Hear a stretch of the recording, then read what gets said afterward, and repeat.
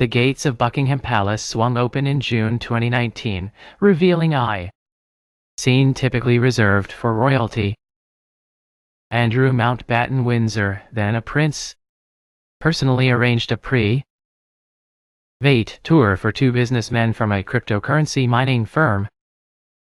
This exclusive access occurred while the late Queen was in residence, a detail that now intensifies scrutiny. Jay Bloom and Michael Evers, co-founders of Pegasus Group Holdings, arrived in Andrew's own car. They had been collected from their luxurious five-star Knightsbridge Hotel, driven directly into the heart of royal power. This bespoke treatment underscored the unusual nature of their visit. Pegasus Group Holdings had engaged Andrew's ex-wife, Sarah Ferguson, as a brand ambassador. Her role was to promote a crypto mining scheme that would ultimately falter, costing investors millions. The visit to the palace now appears intertwined with these financial dealings. Mr. Ray Bloom, an entrepreneur with a past venture involving a failed mafia-themed museum in Las Vegas, and Mr. Ray Evers, a former actor, were met by a greeter. They were then escorted inside the historic palace, a privilege few outsiders ever experience. The air inside the palace would have been hushed, a stark contrast to the bustling London streets.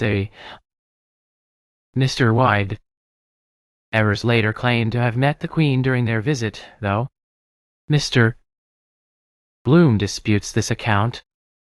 The exact details of their interaction tie-ins within the palace remain a point of contention. The silence from the palace regarding this alleged encounter only deepens the mystery. Later that day, both men were invited to Andrew's pitch at Palace Evento. This Dragon's Den-style business pitching competition took place at Nearby St. James's Palace. The evening concluded with a dinner, where they joined Andrew, Miss Ferguson and their daughter Princess Beatrice. Miss Ferguson's involvement with Pegasus Group Holdings was active at the time of the palace visit. She was promoting plans to use thousands of new of solar power generators to mine Bitcoin in the Arizona desert. The vision was grand, promising a new era of sustainable cryptocurrency. However, the ambitious project ultimately failed to deliver on its promises. Only 615 of the planned 16,000 generators were acquired. Air $33.779, approximately 25 in cryptocurrency was ever mined. The desert winds likely carried the echoes of unfulfilled potential.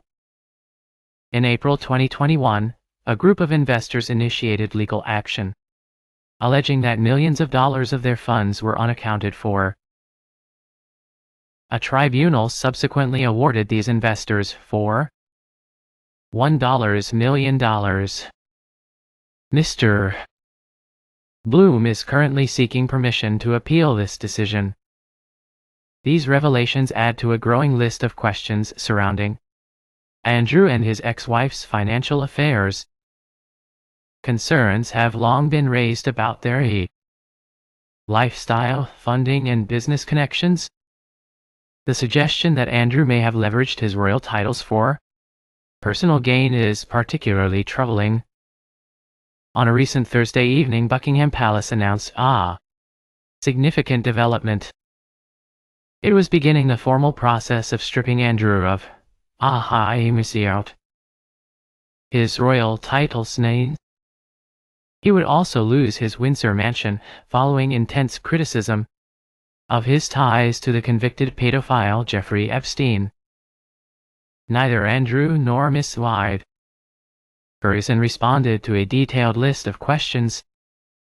These inquiries concerned their involvement with Mr. Roy Bloom and the ill-fated crypto mining venture. Their silence leaves many aspects of the arrangement unexplained. Leaked contracts reveal Miss Ferguson received over $200,000 for her work with Pegasus. She was also in line for a SEC parade bonus worth a staggering $1.2 million per Saturday. This substantial sum highlights the lucrative nature of her agreement. Additionally, she acquired a stake in the business itself. The company proposed using solar generators to reduce the energy intensive calculations required for Bitcoin mining. This innovative approach aimed to make the process more cost-effective. Her contract specified luxurious travel arrangements. It stipulated first-class travel, 5-star hotels, and the services of a professional hairdresser and makeup artist. Me. These perks were for a maximum of 4 networking events she would attend on the company's behalf. The contract also included a crucial disclaimer.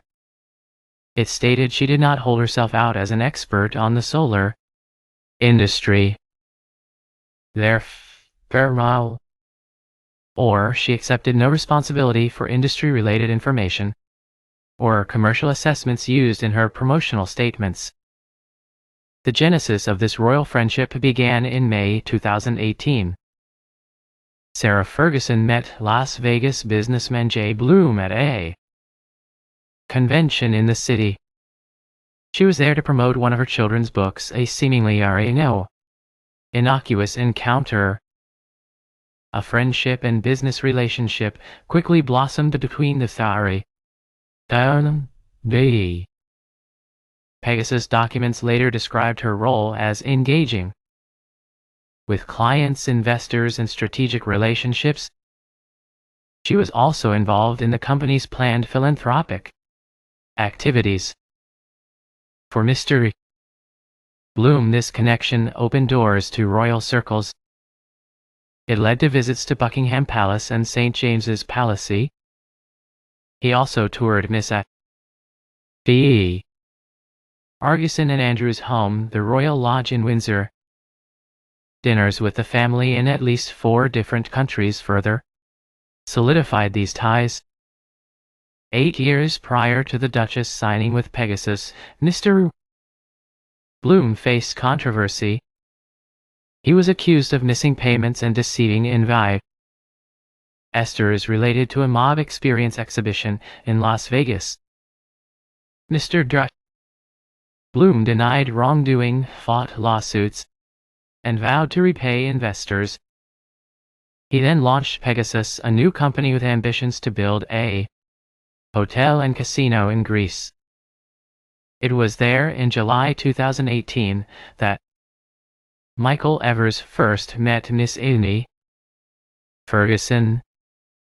Evers, a former actor and reality TV star, had made money from cryptocurrency investments. The hotel and casino project in Greece never materialized.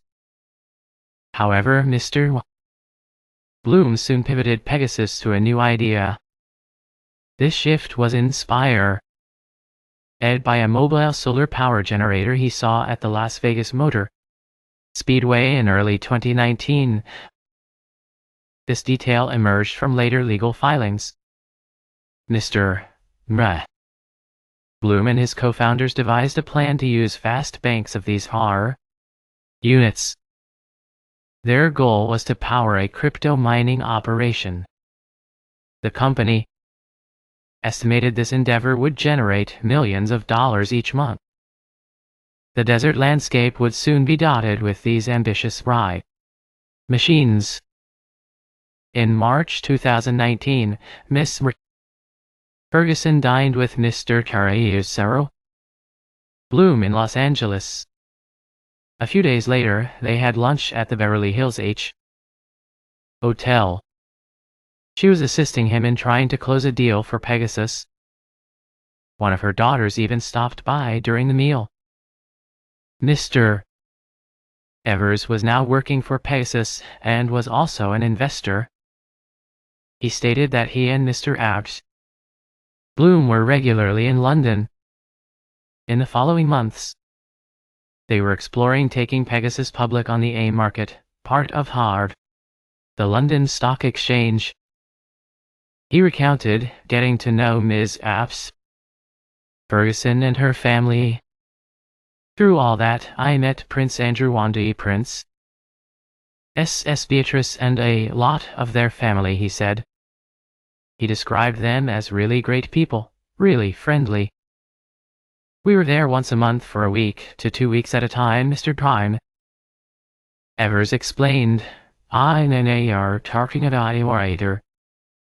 And every time the relationships just are kind of grew stronger and stronger. He noted that they started offering tours of different places, like behind the scenes. Beyond the Royal Lodge tour, Andrew and his ex-wife arranged the Buckingham Palace visit. This occurred on a day in June 2019 when the palace was closed to the public. The exclusivity of the event was undeniable. They were picked up from their Knightsbridge hotel by an official driver, a dark blue Range Rover, used by Andrew, transported them. They were driven through the palace gates in the early afternoon. Moment captured on video. Once inside, they were taken to the inner courtyard. A female greeter awaited their arrival. The video taken by the men F. Ram inside the car showed their grand entrance. The sound of tires on gravel would have been muffled by the palace walls. A former royal household employee reviewed the footage for BBC News. They confirmed that palace security staff at the G8 were clearly expecting the vehicle. The ramp was dropped before they came out to speak to the driver. They stated, that was the reception we'd expect if we were carrying a member of the royal family, the employee. He added, this detail underscores the prearranged nature and high-level authorization of the visit. What transpired once they entered the palace remains a point of contention between the two men. Mr. Evers claimed I were told in advance of an opportunity to meet the Queen. However, once there, staff reportedly prohibited photos. They didn't want anyone knowing that we were meeting Elizabeth, Mr. Riatar. Evers said. He described the encounter as very brief. She was not doing super well. So it was more just like a hello and in passing no touching or anything. He emphasized it wasn't a formal meeting, it was just like a quick hello, goodbye. The Queen was indeed in residence that day. Her published schedule included her regular weekly audience with the Sharjah Prime Minister Buckingham Palace was unable to confirm or deny whether this introduction took place. The silence from the official channels leaves the truth of the encounter shrouded in uncertainty. Mr. Bloom's initial response to email questions was that he had visited the palace as a tourist. He later claimed to have only met a staffer at the palace. His narrative shifted under scrutiny. When confronted with evidence from his own social media, Mr. Bloom's story changed again. This evidence included footage of him being driven into the palace. It also featured comments about spending time with Andrew and having pictures I can post, the pictures I can't, and then the stuff I couldn't take pictures of her. And so raters are out. Lol. Mr. Bloom then admitted he was in fact shown to Andrew's Osaka office and did thank him for the car and for him and Sarah arranging the tour. He maintained, however, that he never met or was in the same room as the late Queen. Photos show Mr. Carr. Bloom made a second visit to Buckingham Palace in July 2019. On social media, he made an apparently joking reference to meeting HRH.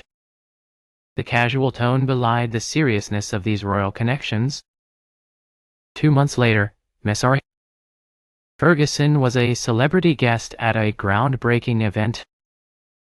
This was for Pegasus's energy project, Lonki H in the Arizona desert.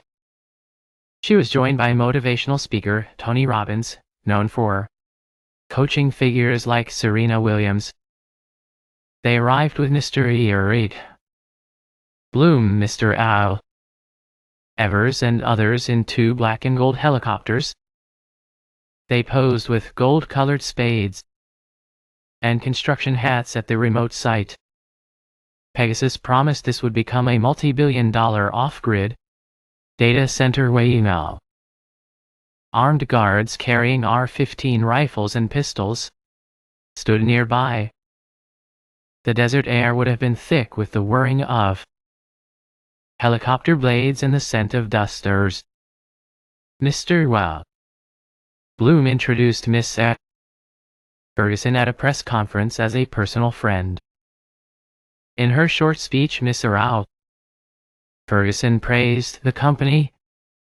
She expressed how proud to be here and highlighted the sheer fry technology's potential philanthropic uses in Africa. The vision was grand, promising both wealth and social good. That October, a month before Andrew's disastrous BBC Newsnight interview, Miss Ferguson signed a contract. This agreement stipulated specific services for Pegasus. The timing of these events adds another layer of complexity. For reasons still unexplained, the contract itself was with Alphabet Capital.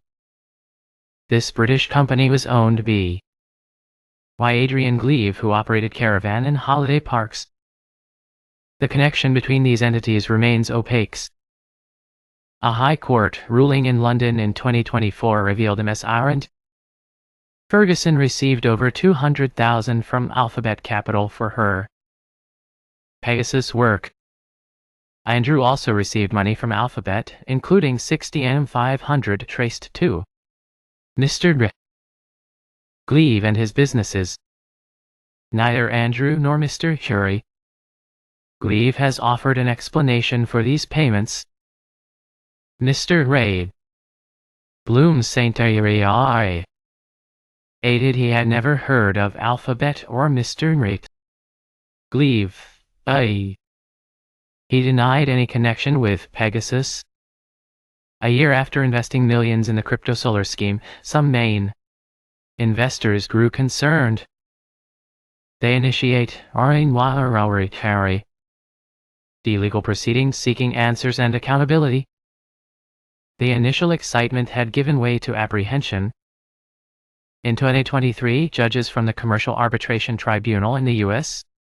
sided with the investor,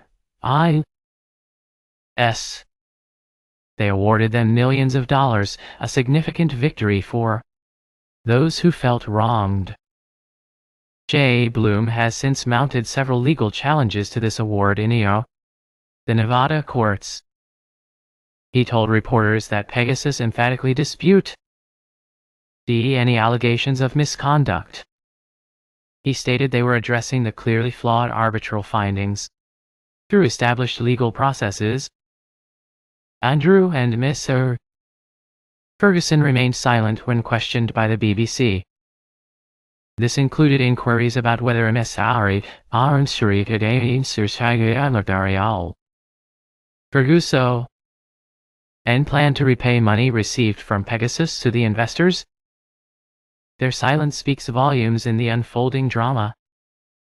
Mr. Raid Mar Evers expressed regret for his involvement with Pegasus.